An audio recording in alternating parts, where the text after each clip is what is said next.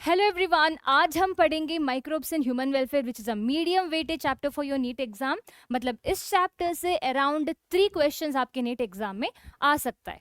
So as a name से microbes in human welfare, हम यहाँ अलग अलग माइक्रोब्स के बारे में, जैसे कुछ कुछ बैक्टीरिया हो गया, फंगाई हो गया, इसके बारे में पढ़ने वाले हैं। That is how exactly they are going to be helping us, मतलब हमारे वेलफेयर में, जैसे how they will be helping in making of the curd and sewage treatment, चीज़ कैसे प्रोड्यूस करता है। सो इसके बारे में हम डिटेलली इस चैप्टर में पढ़ने वाले हैं। ओके, सो माइक्रोब्स का दो मेन यूज होता है। माइक्रोब्स मतलब anything which is having the size in micrometres. Okay, जैसे कुछ कुछ बैक्टीरिया हो गया, फंगाई हो गया।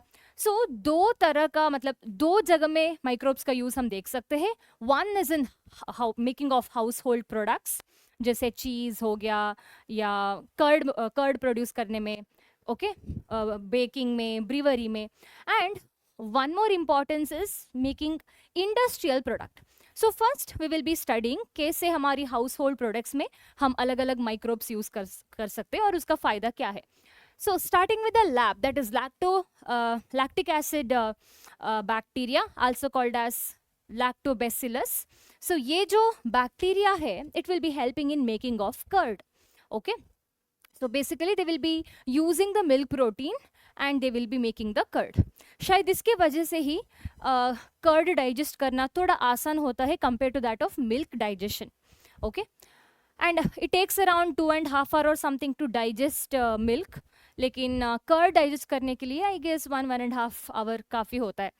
सो they will be also increasing the nutrient value, मतलब जब कर्ड बनेगा उसका कर्ड का न्यूट्रिएंट वैल्यू भी ज़्यादा होगा, that it is going to be rich with the vitamin B12.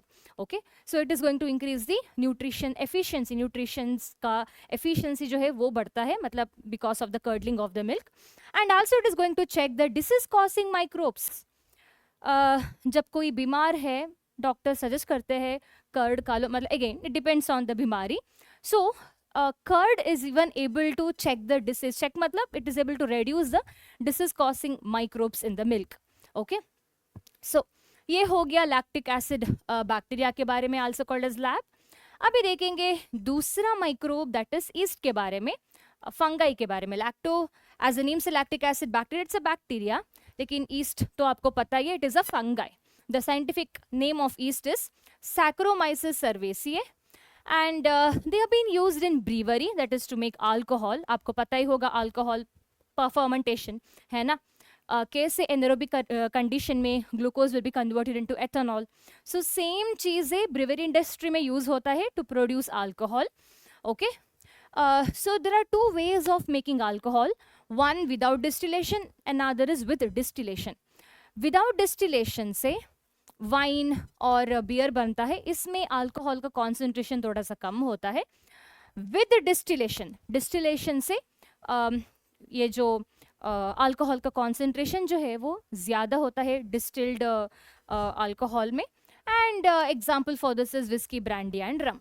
And coming to the importance of yeast in baking industry, bakery में use होता है टू मेक ब्रेड. सो जब हम ब्रेड बनाते हैं, you would have heard or you would have seen puffed up appearance we will be able to see, and this is because of liberation of carbon dioxide, not just in the bread making.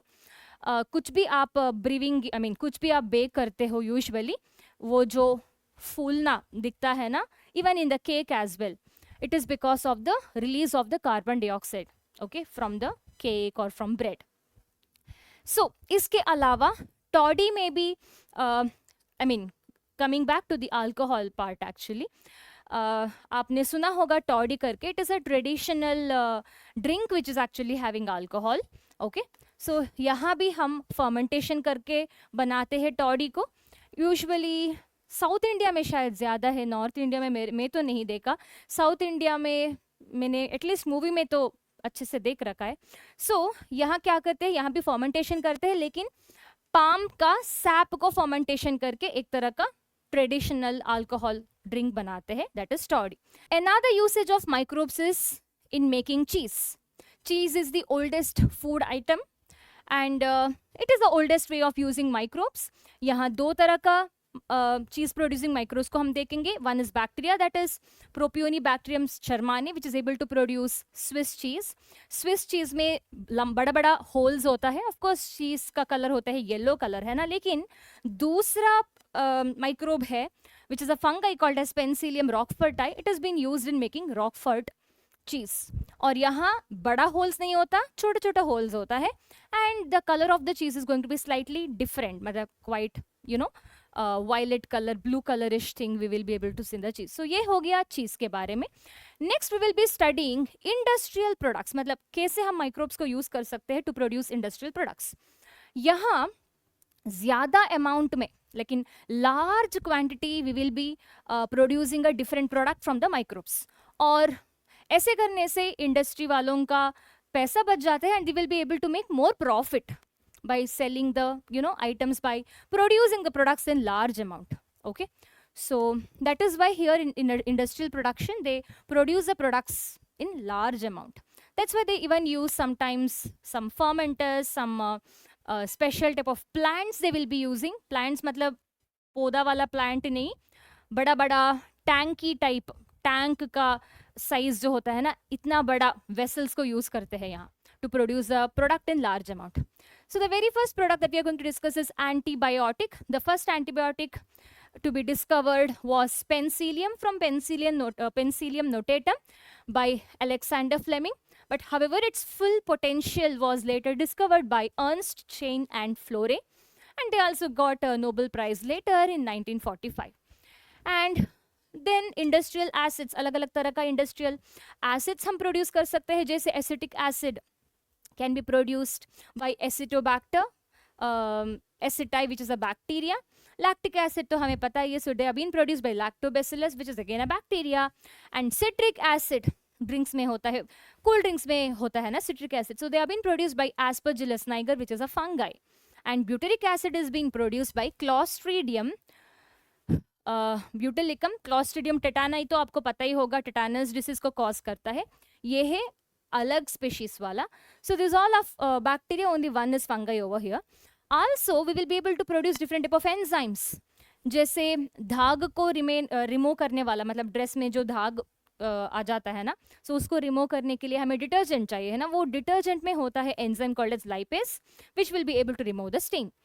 And कुछ कुछ juice में pulp को निकल के मतलब clear juice बनाते हैं, जैसे फांटा मानो है ना. सो यहाँ पल्प नहीं रहता, पूरा पल्प को डाइजेस्ट करते हैं. So to digest this pulp some special enzymes like pectinase and protease is been used. Pectinase is a pectin digesting enzyme, protease is a protein digesting enzyme, and they are being produced by industry. And the importance is clarification of the fruit juice, that is to produce clear juice. Okay, बिना pulp वाली juice. So ये हो गया antibiotic, अलग अलग तरह का industrial products के बारे में, कैसे इंडस्ट्रीज प्रोड्यूस करते हैं करके. सो नेक्स्ट देखेंगे some other bio active molecules that is also being produced by the industry. क्योंकि ये सारा घर में तैयार करने वाला चीज़ें नहीं है, बहुत क्वालिटी चेक करना होता है. ओके, अलग अलग लेवल में. So the next bio active molecule, the next importance, or I can say the other products which is being produced by the industry which is of high importance is going to be bioactive molecules, starting with the streptokinase. Streptokinase, they are a very good clot buster. Clot buster मतलब है क्या? What is clot? Blood coagulation होता है, हमें पता ही है. वो जो कोआगुलम जो है, क्लॉट जो है, it's sometimes important to remove it. क्योंकि हमारे ब्लड वेसल में जैसे ही ब्लड मूव होता है, कुछ कुछ टाइम अपने आप क्लॉट बन जाता है, which can block the blood circulation, है ना, which can block the movement of the blood. इसलिए हम ऐसा वाला क्लॉट को हमें निकालना होता है, निकालना होता है. And sometimes some of the dangerous clot can also be found. And ऐसा वाला क्लॉट मानो ब्रेन में है और ऐसा कुछ जगह में है तो और डेंजरस होता है. So it's very important to remove such clot, for which we have streptokinase, and as the name says streptokinase, it is being extracted from streptococcus bacteria.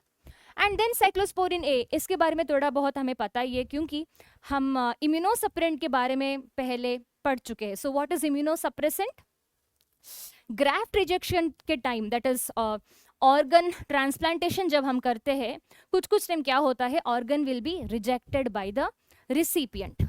किसी को किडनी चाहिए, किडनी उनके काम नहीं कर रहे, so they might have to take the kidney from someone else. लेकिन unfortunately body का जो टिश्यूज जो है, दैट इज इम्यून सिस्टम जो है, it will be rejecting the organ और ट्रांसप्लांट. सो ऐसा वाले सिचुएशन में इम्यूनोसप्रेसेंट देना होगा पेशेंट को जिसको किडनी चाहिए, and for which we have to give immunosuppressant like cyclosporin A, which is being extracted from Trichoderma polysporum. And next is statin. Statin is a bioactive molecule which can remove or which can reduce the blood cholesterol. कुछ कुछ लोगों में, and of course after certain age क्या होता है, cholesterol बढ़ जाता है, and कोलेस्ट्रॉल बढ़ने से प्लेक फॉर्मेशन होता है कभी कभी, एंड हमारे हार्ट का आर्टरीज में भी ब्लॉक हो सकता है. So that is why to reduce the cholesterol, statin is important to be injected और something, and it is been extracted from monascus purpureus. So ये हो गया बायोएक्टिव मॉलिक्यूल्स के बारे में. अभी देखेंगे दूसरा major importance of microbes, that is in sewage treatment. अभी सीवेज मतलब क्या है? हमारा वॉशरूम का, बाथरूम का, टॉयलेट का सारा जो वेस्ट प्रोडक्ट जो है, मतलब फीकल मैटर हो गया, नहाने के बाद जो पानी हो गया, सो ये सारा, इसको हम बोलते हैं सीवेज. ओके, सो ये एक जगह जाना चाहिए.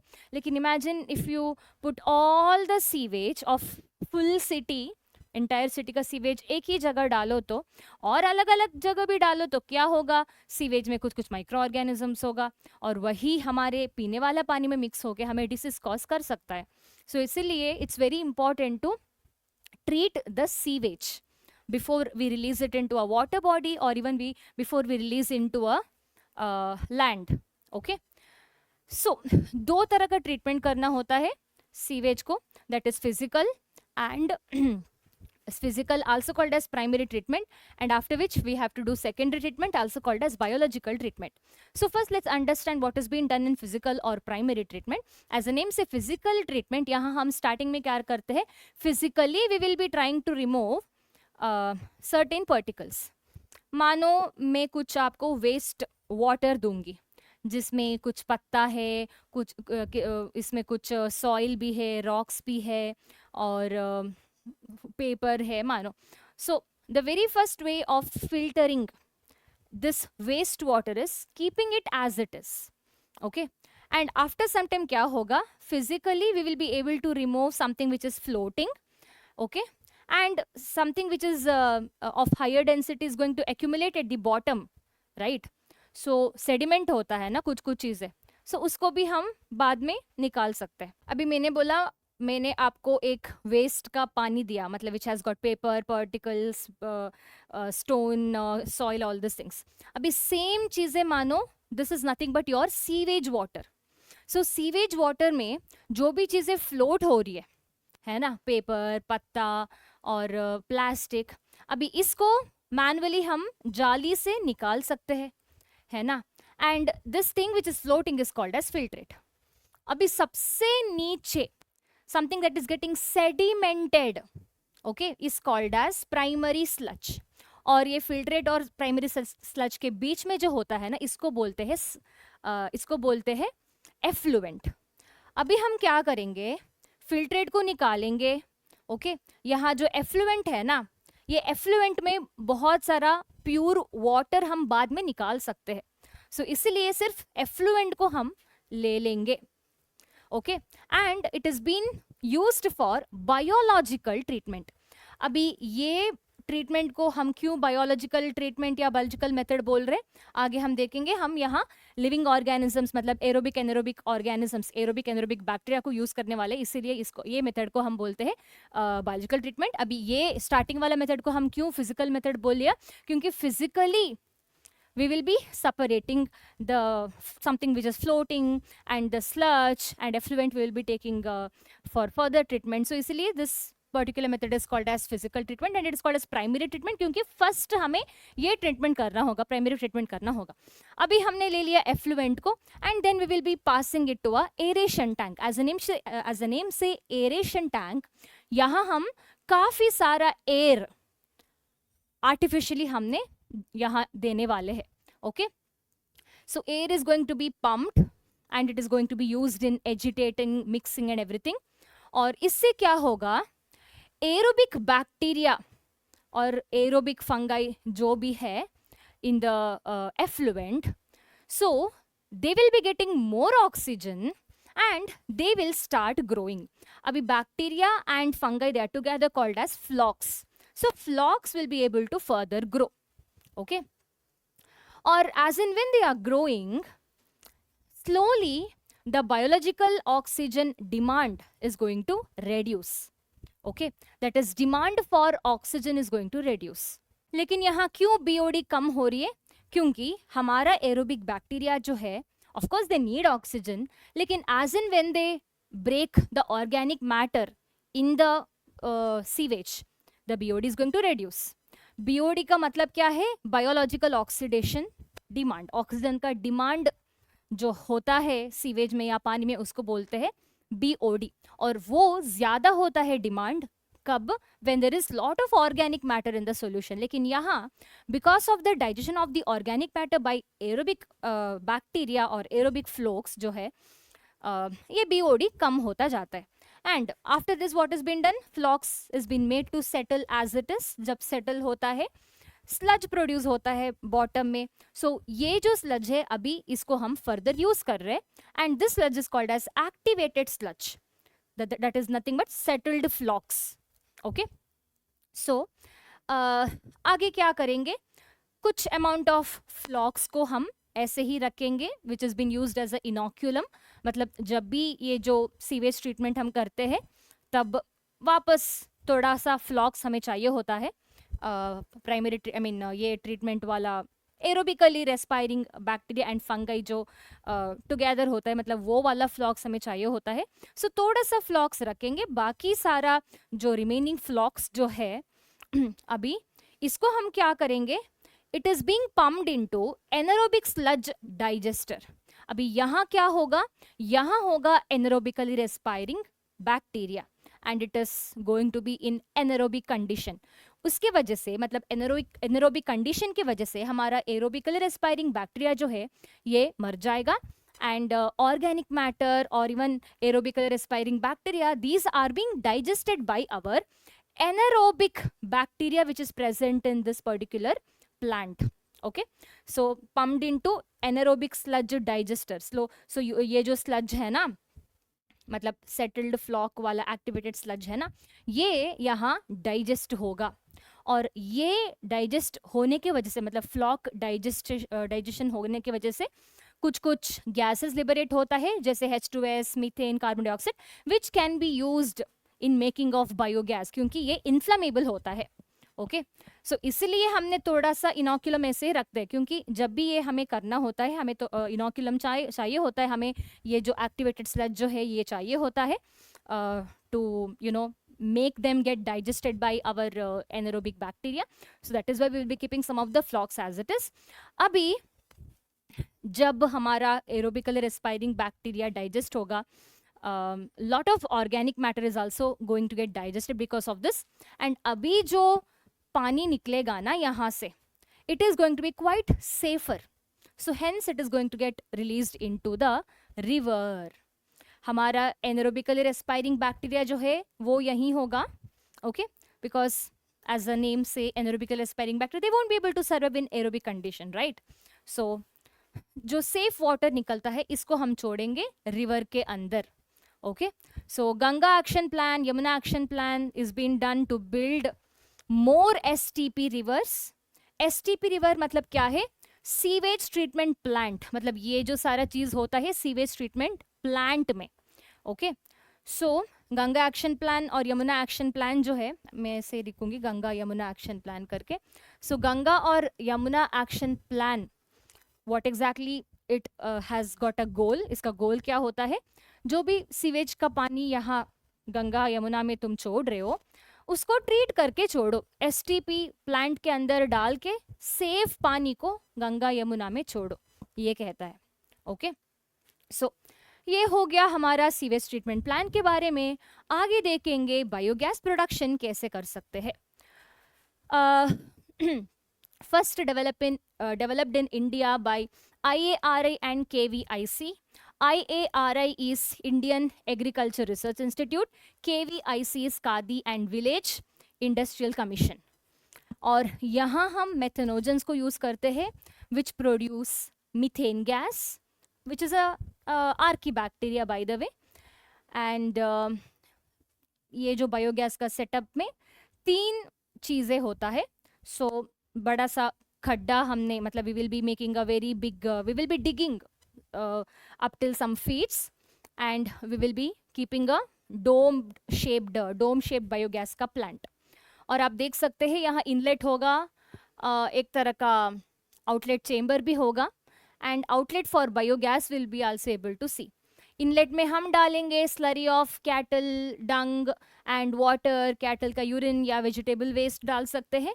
और यहाँ हम अच्छे से मिक्स करना होता है स्लरी डंग को, पानी को। सो मिक्सिंग टैंक है ये, और इससे ये जो वाटर मिक्सचर डंग का मिक्सचर जो है वो इसके अंदर से बायोगैस का जो डोम शेप्ड चेम्बर है इसके अंदर जाता है। ओके, और यहाँ since we will be able to see some type of anaerobic respiration देखेंगे और इसके वजह से कुछ कुछ गैसेस रिलीज होता है ना। सो ये जो gas it is going to be inflammable and it is going to get collected by outlet for the biogas। and gas का wall भी है यहाँ, as you can see valve और the gas कितना चाहिए उतना ही लेने का एक setup है। and ये जो used slurry जो है या used mixture जो है, मतलब excess बोल सकते हैं, ये यहाँ आएगा। that is plant slurry is going to come to the overflow tank।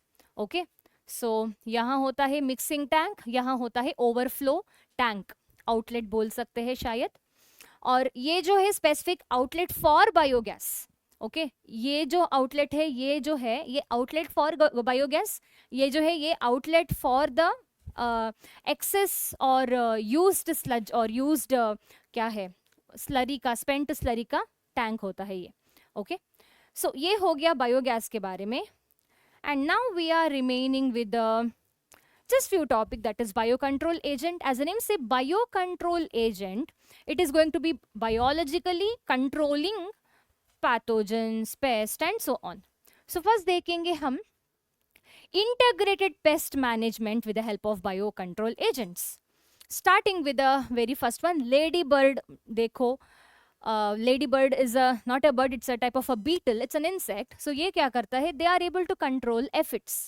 okay, ये aphids को control करता है, खा जाता है aphids को।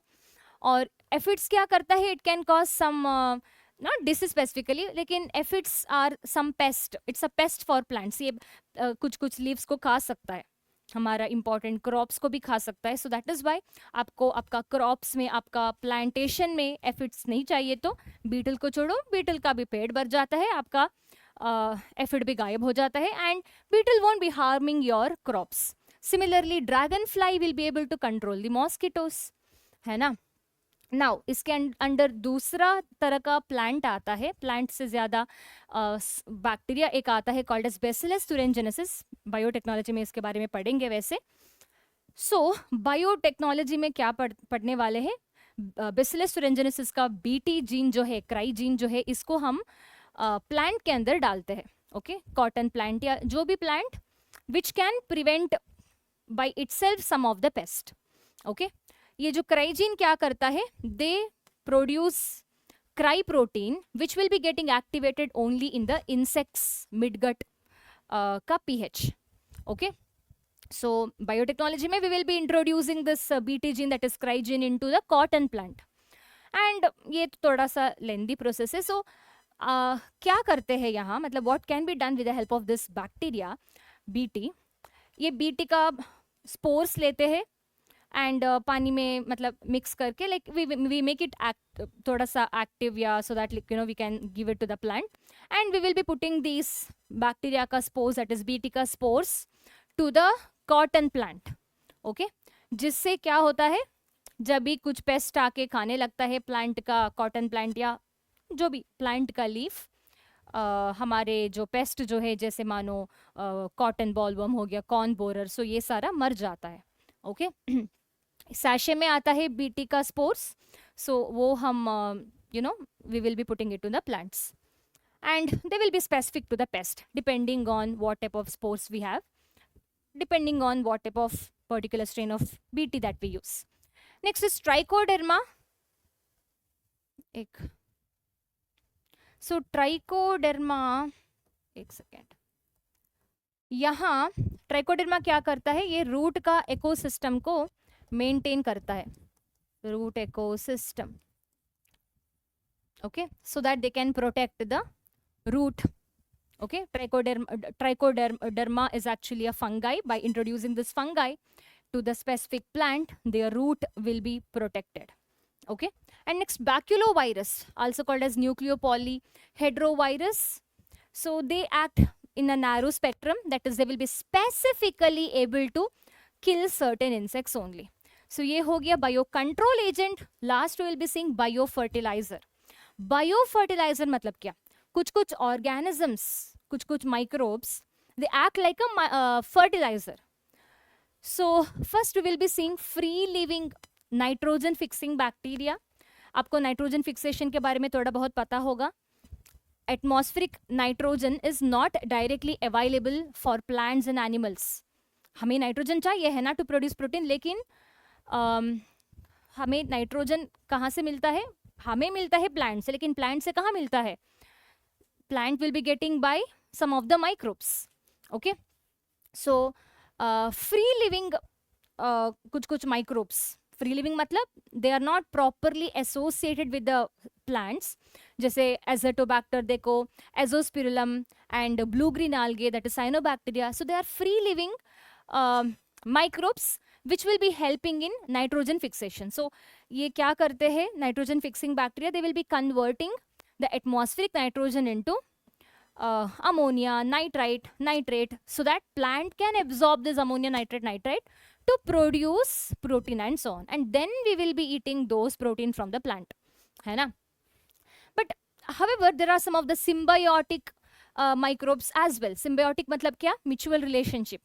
Plant और एक कुछ कुछ माइक्रोब्स के बीच में कुछ विन विन सिचुएशन, मतलब बेनिफिशियल रिलेशनशिप होता है. जैसे मानो राइजोबियम बैक्टीरिया होता है लेग्यूमिनस प्लांट का रूट्स में. राइजोबियम देता है nitrogen source to the plant, है ना, नाइट्रोजन फिक्स करता है, and they will be giving that nitrogen source to the plant, and वापसी में उसको क्या मिलता है, प्लांट से ग्लूकोज मिलता है. ऐसे ही फ्रैंकिया नॉन लेग्यूमिनस प्लांट्स में होता है. जीनस ग्लोमस, ये है माइकोराइजा का एग्जाम्पल. माइकोराइजा क्या होता है, what is mycorrhiza? First of all mycorrhiza का स्पेलिंग रॉन्ग लिखा है मैंने. Myco means mycota, that is fungi. Okay, rhiza means root. So it's association between the root of some of the plants like pinus and fungi. So ये जो Glomus जो है, which is a fungi, will be showing association with some of the roots. जैसे in the case of pinus we will be able to see. Pinus का root के बीच में अच्छा खासा स्पेस होता है, और इसके वजह से अच्छे से ये जो fungi रूट में ग्रो हो सकता है, and it will be helping in nitrogen fixation in pinus, and वापसी में उसको ग्लूकोज न्यूट्रिएंट्स मिल जाता है, प्रोटेक्शन भी मिल जाता है. So ये हो गया हमारा chapter microbes and human welfare. I hope this video is helpful. Let's meet in the next class, next video. Until then, bye bye.